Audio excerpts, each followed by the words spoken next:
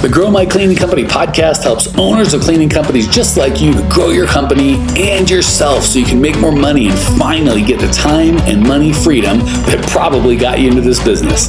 Discover how to automate and create systems that allow you to grow like crazy without losing control. If you dig the show and want to show some love, subscribe, rate, and review on iTunes. It really helps. Enjoy the show. Hey, Cleaning Nation, Mike Campion here with the lovely, the amazing, the in Canada. She skipped all the way over Mexico, or skipped all the way over the United States, from Mexico to Canada. Suzanne Bandick, not only one of our mindset coaches, but probably the nicest person on our team, just in terms of if you're having a bad day. Susan, if I had one person when I was on a bad day, it wasn't my wife or my son, it'd probably Suzanne would be top 3 at the very minimum.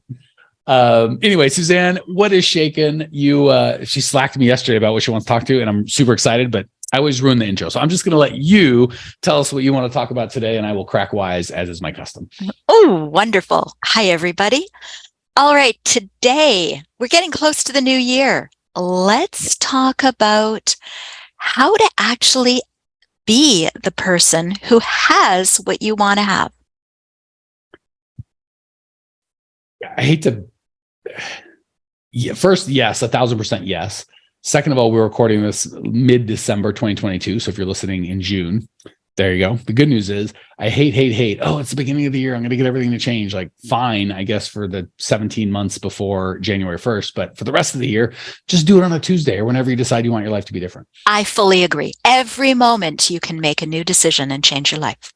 Yes. That said, I feel like the title of the show is almost the whole benefit. Is so many people are like, just tell me what to do to have what I want to have, which to the logical mind makes sense. And there's some sense in it. But the reality is, after doing this for a while, it really is, tell me who I need to be exactly to do what I need to do. And then I can, so we start backwards. We say, I don't track my this because I don't track my numbers because I'm little and blah, blah, blah, blah. It's like, well, yeah, but do you think big, I'll track them when I get big. It's like, no, you'll get big when you track them. So there's kind of the reverse order of tell me what to do and then I can have, and then I'll maybe get around to B. It's like, no. Once you do the B, the do is really easy. Once you are the B and you do the do, the have is, there's zero work to it. It just happens. So there's so much wisdom packed into that one little sentence I don't want to skip over. Please continue.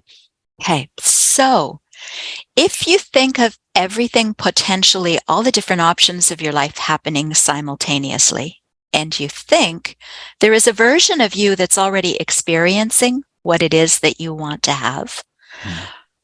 If we look at how to step into that persona of who that person is, we should start to be having all the same experiences that we desire that person would have. It's like an AM band versus an FM band, being on a different frequency, if you will. So let's look at this. The person who has, and let's talk in the world of the cleaning business. You have your cleaning business running on its own.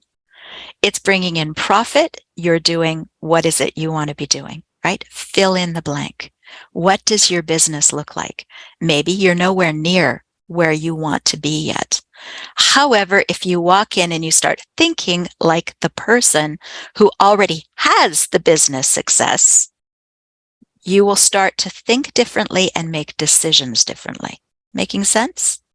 Let me repeat what I heard, and then you can tell me if at least I have it. And I'm kind of done. Right. So if I get it, I think most of Cleaning Nation will also be on board. So a different way I would put it, and tell me if I'm completely hijacking or if I'm just adding on to what you're saying, is I have found the thing it takes to knock someone over or make them wobble has a lot to do with the size of someone's company. So when I'm doing $1,000 a month, one bad review might take me out of mental space for a week. And when I'm doing $10,000 a month, it takes a little more. When I'm doing $100,000 a month, it takes a little more. And $1 million a month, the stuff that I thought was life ending at 10,000, it's not even on my daggum radar. So the reality is,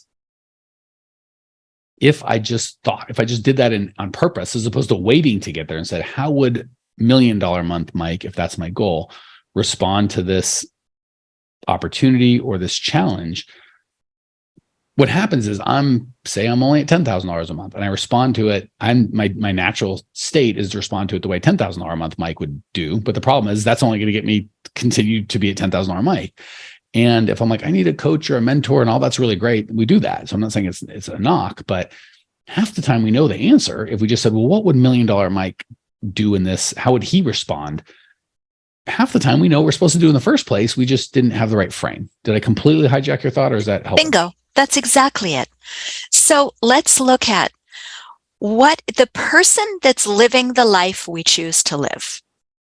What are they thinking? What are they saying to people? What decisions are they making? We could even go into what are you wearing? Right? What are you saying to people? Are you saying something is hard? Or are you saying, yeah, we got through that? And let me make a quick distinction, by the way.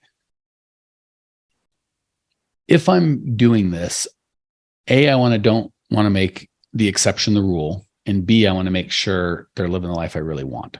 So the exception being the rule would be, I knew a guy that had a $10 million business and he was a jerk and he was whatever. And it's like, yeah, that's very unusual. I've met lots of poor people and I've met lots of very, very wealthy people. And it's funny, the poor people typically are more, this is mine, I can't give, I can't share. And the wealthy people are more like, how can I serve my fellow man?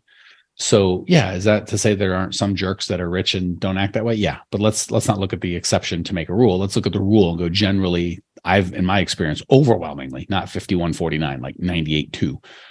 The wealthier you are, the more interested they are in other people and helping and serving, and they have the least amount of time and the most amount to give. Second, make sure they're actually living the life that you want. A good example would be politicians, I think, are oftentimes very wealthy, but they got wealthy not from being entrepreneurs, but from being lifetime politicians. So if you want to be a lifetime politician and make your money that way, maybe it would make sense to follow that thing. But, sometimes we'll do like, well, that guy's got a huge business and his website is like this, so I'm going to do that. And it's like, well, maybe his website is like that. And his business is big in spite of his crappy website. Maybe he's been doing this for 30 years and he had a good website, he'd be a lot further. So make sure that we're looking at people that are truly not just living the life that we want. Like, that guy's got $1 million. I want $1 million. I'm going to act like him. It's like, well, how did he get the $1 million? Well, his parents died and gave it to him. Well, that you don't have to act like that guy or gal. That's not going to help you get anywhere. Or that guy is a politician, or that guy's a celebrity, or you know what I'm saying? Like you want to make sure that you're like, that guy or gal is an entrepreneur that made his own money, and model that, not just the superficial, he's rich and I want to be rich. I feel like I didn't say that as clearly as I could. Is that helpful? It's part of it, but I think it goes deeper. Okay. So, for instance, let me tell you a story. Mike knows. Mike knows. Some of you that have been listening to this for a while may know. One of my very dear mentors was Bob Proctor, and he's a master. He became a master in personal mind development and how to have exactly what you wanted to have. And before he became that master at teaching people about their minds and the power of their minds, he had a cleaning company. Oh, I didn't know that. Yes. And in fact, he grew it so large that he had companies all over different areas of the US and in the UK as well. Now, what did he do? He had nothing.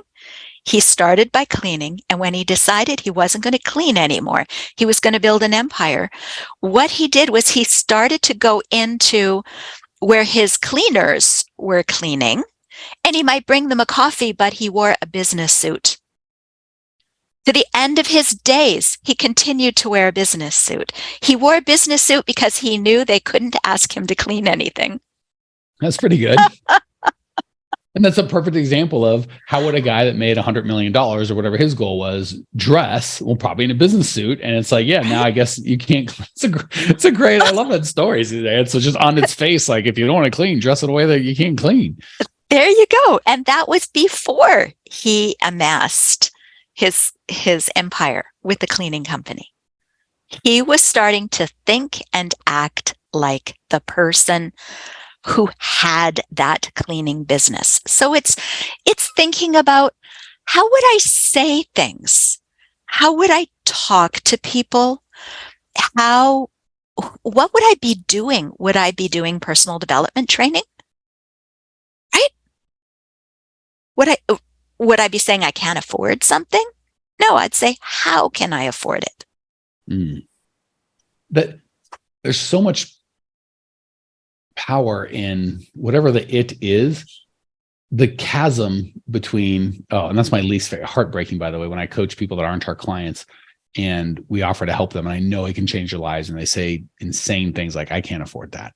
And it's like going to the fire and go, if I have heat, I would be able to be warm enough to put wood in you. And it's like, no, you put the wood in first and then you can get the heat.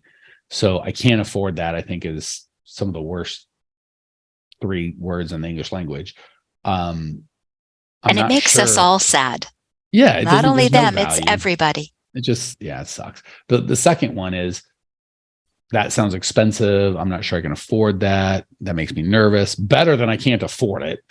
Mm-hmm. Not ideal. And just the chasm between I can't afford that and what would I need to do to get that? Just the one question, just that one. And for anything, by the way, I can't get a spouse. Who would I need to be to attract the spouse that I want? I can't lose weight. How would I have to act and think? Obviously we know eat less, move more. That's what I'd have to do. But there's a multi-billion-dollar industry built on what to do. Very few people talk about who to be.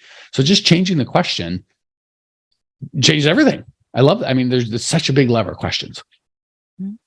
And let's look at that further. If you're thinking from the position of the success that you want, and you're trying to emulate, who would I be? What would I be thinking? Perhaps your very response to a question where you used to say, maybe from what you consider your current reality, and you'd say, I can't afford that. From your new perspective, you might say, how can I afford that? I can't afford not to have that training, that experience, that expertise. I can't afford not to have it because it's something that I would do at that level. And it changes the thinking, which changes the results. I think if you're going to use I can't afford, it should be followed by something you don't want. So don't say I can't afford the thing I do want. Say I can't afford the thing I don't want. I can't afford to continue banging my head against this wall for another 5 years and not doing something different. I can't afford to stay fat the rest of my life. I can't afford to squander the prime years of my life not with my mate. I can't afford to not take action, do something different, healthy. I can't. Why do we fight so? All right, maybe off question, Suzanne. Why do we fight so damn hard for the things that we don't want, and we give up so easily on the things that we say we want? It has to do with comfort zone, Mike. Because we're used to living a certain way, we're used to experiencing a certain way, and to change makes us feel uncomfortable. We may not like where we are. However, to change makes us feel really nervous and agitated because it's something different than we're used to. So it's kind of like at some point we got to make the distinction. Yeah, it's scary to borrow money or do something different or go out on a date or reach out to somebody, certainly. But it's really scary. Russell Brunson from ClickFunnels told a story once I thought was so good. He talked about when he was in college, they had this one, he wasn't a student or he wasn't into class, but this one business class said, go start a business and blah, blah, blah, blah, blah. And he was up presenting and he's like, I did this. And he started a business in class. It was making him like $10,000 a month or something. And he's like, I remember the teacher's an Indian guy who was like jumping up and down. He was so excited for me and for the class.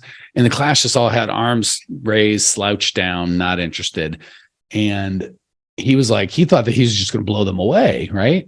And no one's interested. He's like, finally, one guy at the back like raises his hand and he's like, yeah, what's the question? He's like, I don't know, man. That sounds like a lot of work. And Russell's response, I don't know if he did it out loud or just what he thought, but I thought it was very telling apropos to the conversation we're having now is he's like, it sounds like a lot of work to make $46,000 a year for the next 40 years of my life working for somebody else and never having any, that sounds like a lot of work. And when you really count the cost, he's going, well, I'm in class and I got to do this and I want to party with my friends and working 40 hours on top of my 40 hours of school for 3.5 months sounds like a lot of work. And it's like, yeah, that is a lot of work.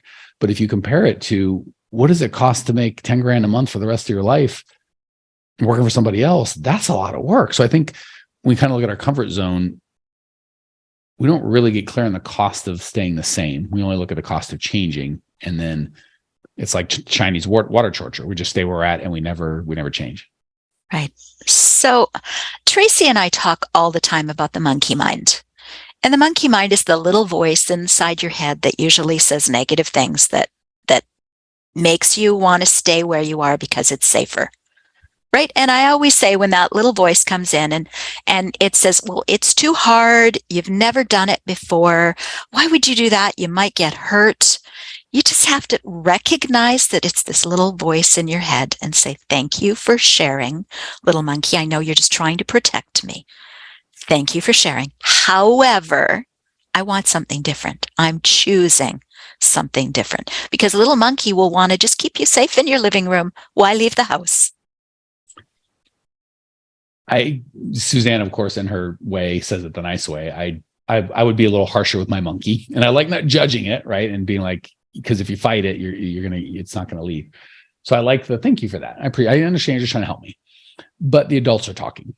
Like, I appreciate your little monkey scared thing, but me and the millionaire mind, we are going to have a conversation. The adults are going to talk about big boy and big girl things, and you're going to just sit in the corner for a little while. So thank you for your input, but the adults are talking. And I think that really helps frame it. And you take the picture. You take the picture of what you want, what you desire, how you choose to live, who you want to be. And you make it so big, so bold, so powerful that you have to be there.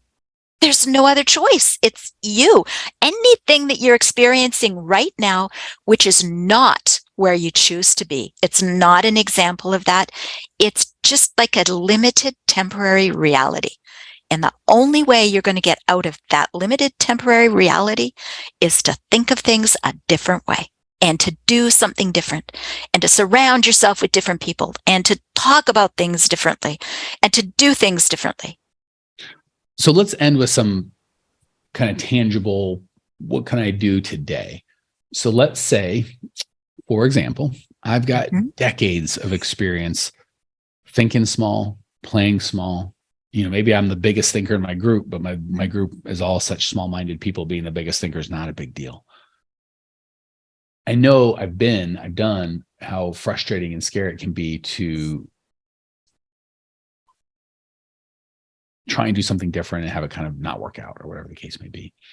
How do we make a change that is actual substantial and does something, but isn't overwhelming? Like, I've been doing this for 20 years. It's hard for me to just 180 about face right now.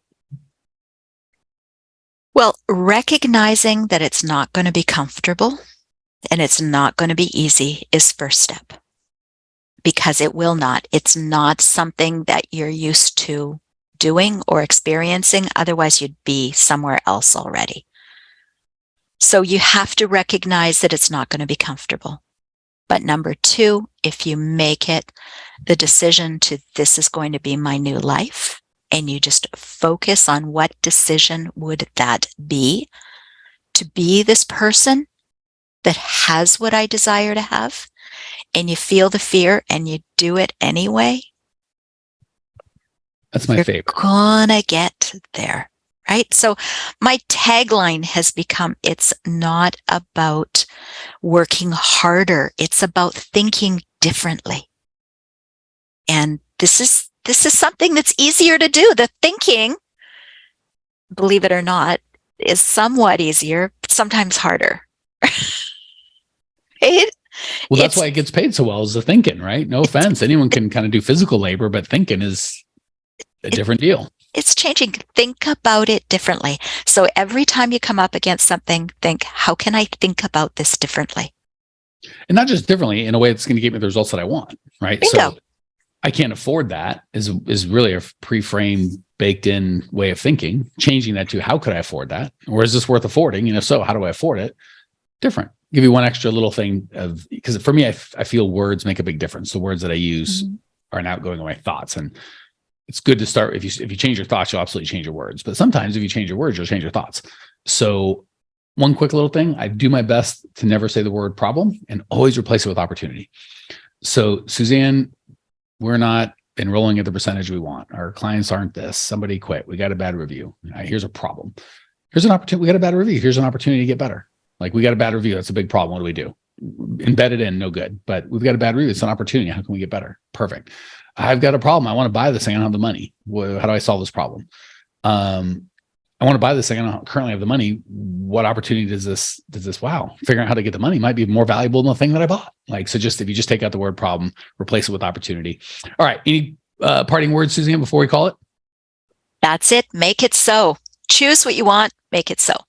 I love it. Choose, choose, choose. If there's, there are probably more powerful words in the English language than choose, but I don't know what they are. All right. Cleaning Nation, appreciate being here.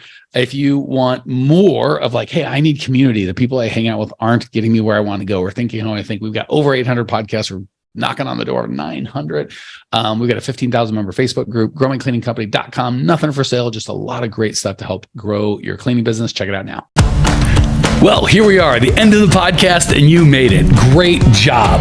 I've got a little bonus for you for sticking through with me. But like I mentioned before, if you got value out of this podcast and you want to show a little love, subscribe, rate, and review on iTunes, Spotify, wherever the heck you're listening to this thing. Share it with a friend. Share the love. And as a special thank you for those of you that stuck with me to the end, how about I give you my personal phone number so we can text? It's a great way for me to get to know you, your business, your goals personally. So shoot me a text now, 602-932-6431. That's 602-932-6431. I am the only one who responds to these texts, and I will personally respond to everyone I possibly can as long as this number is manned. Don't know how long we're going to keep this at the end of the podcast, so grab it now. 602-932-6431. Give me a text. Say hey. Can't wait to meet you.